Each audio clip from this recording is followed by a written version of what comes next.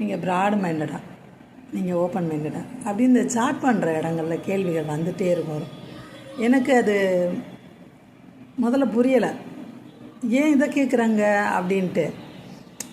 அப்புறமாட்டி ஆமாம் அப்படின்னு சொல்லிட்டோன்னு வச்சுக்கோங்களேன், அவங்க பேசுகிறது வேறு ஒரு பேச்சுக்கு எதுக்குன்னு வேறு கேட்போம். ஆமான்னு சொல்லிவிட்டு எதுக்குன்னு கேட்போம். அப்போ அவங்க வந்து சொல்லுவாங்க, ஒரு பெண்ணிட்ட வந்து பாலியல் ரீதியாக பேசுகிறது.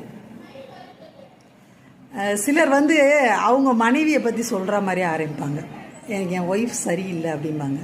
என்னன்னு கேட்டால், என்னத்தையாவது நமக்கு தேவை காது பிடிக்காது, அந்த எழுத்தை பார்க்க முடியாது, அந்த மாதிரி என்னத்தையா சொல்லியிருப்பாங்க. ஆனால் அது கடைஞ்ச எடுத்த பொய்ன்னு மட்டும் நமக்கு தெரியும். நம்ம எந்த ஒரு அந்தரங்க பிரச்சனையும் கணவன் மனைவி பேசி சால்வ் பண்ண முடியாத பிரச்சனையே எதுவுமே கிடையாதுன்னு நான் நம்புகிறேன். அது அந்த பெண்ணோட மனநிலையை தெரிஞ்சுக்கிறக்காண்டி, இந்த மாதிரிலாம் பேசினா அவளோட ரியாக்ஷன் என்னவாக இருக்குது அப்படின்னு தெரிஞ்சுக்கிறக்காண்டி பண்ணுறது. ரொம்ப அசிங்கமான எச்ச புத்தி.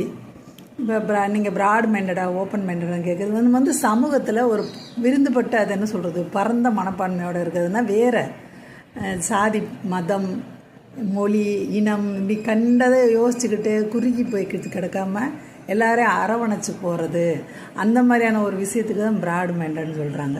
இப்போ திருநங்கை அப்படின்ற ஒரு விஷயமே நமக்கு இல்லைப்பா, அதெல்லாம் அவங்களோடலாம் பழக எதுவுமே எனக்கு இஷ்டம் இல்லை பண்ணாலும் அவங்க அவங்க அவங்க திருநங்கையாக இருக்காங்களா, சரி அது அவங்க இஷ்டம் அப்படி நம்ம போகிறோம்ல, அது எப்படி இருக்கலாம் அப்படின்னு இல்லாமல் அப்படி போகிறோம்ல. அந்த மாதிரி சில விஷயங்கள் நமக்கு ஒவ்வாத விஷயமா இருந்தாலும் சரி பரவாயில்லன்னு போகிறோம்ல, அதுதான் ப்ராட் மைண்டடு ஓப்பன் மைண்டடு.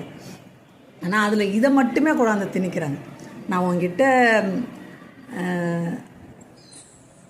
அசிங்கமாக கொச்சையாக பேசிக்கணும், அதுக்கு பேர் தான் ப்ராட் மைண்டட். அப்போனா அந்த உண்மைக்கே நிஜமாலுமே சமூகத்தை பற்றி யோசிக்கிறவங்களோட மனநிலைக்கு என்ன பேர் வைப்பாங்க?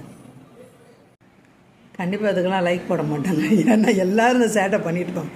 ஒன்று இறங்கி பண்ணிகிட்ருப்பாங்க, நிறையா பேர்கிட்ட இந்த மாதிரி வாலாட்டியிருப்பாங்க, இல்லாட்டி வாலாட்டுறதை கவனிச்சிருப்பாங்க. அசிங்கமாக நடக்கிற விஷயங்களை வந்து இவங்க கவனிச்சுக்கிட்டே வருவாங்க. அந்த கமெண்டில் அதில் இதில் எல்லாத்தையும் பார்த்து ரசிக்கிற ஆளுங்களாக இருப்பாங்க. அதனால் லைக் வரவே வராதுன்னு நான் நம்புகிறேன்.